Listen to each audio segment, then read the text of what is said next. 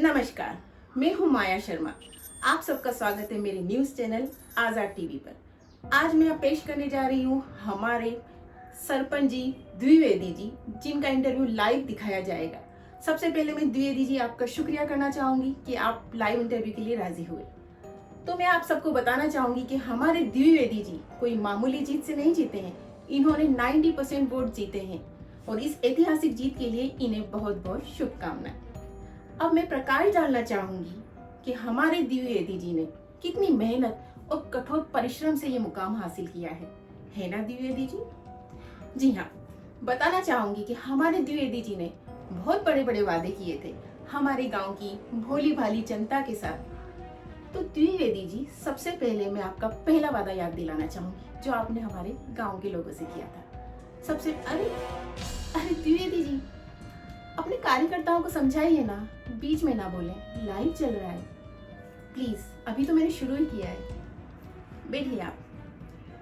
तो हाँ, मैं ये कह रही थी, हमारे द्विवेदी जी का पहला वादा, हमारे गांव में स्कूल का विकास होगा, शिक्षा को बढ़ावा दिया जाएगा।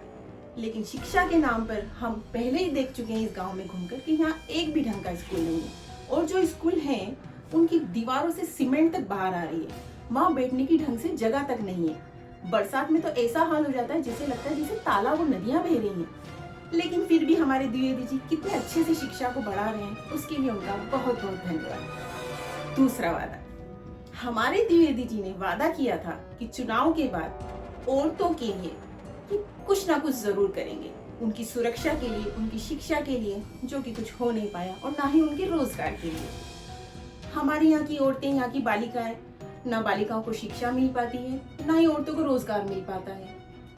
लेकिन द्विवेदी जी, आपने ये वादा तो किया था, लेकिन शायद आप कहीं ना कहीं भूल गए हैं। हमारे इस गांव की औरतें और बालिकाएं सिर्फ एक ही वजह से लाइमलाइट में आती हैं, वो है बलात्कार। जी हाँ, यहाँ पर पिछले एक साल में 29 से ज्यादा बलात्कार केसेस आए हैं, लेकिन उनकी फाइलें कहीं ना कहीं दब कर रह गई है और शायद उन्हें न्याय भी नहीं मिल पाया है।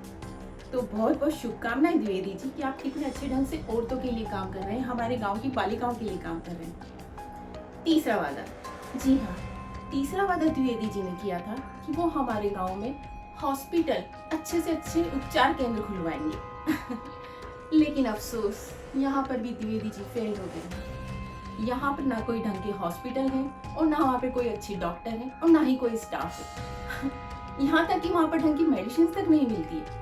यहाँ से 20-20 किलोमीटर दूर तक कोई ढंग का उपचार केंद्र नहीं है।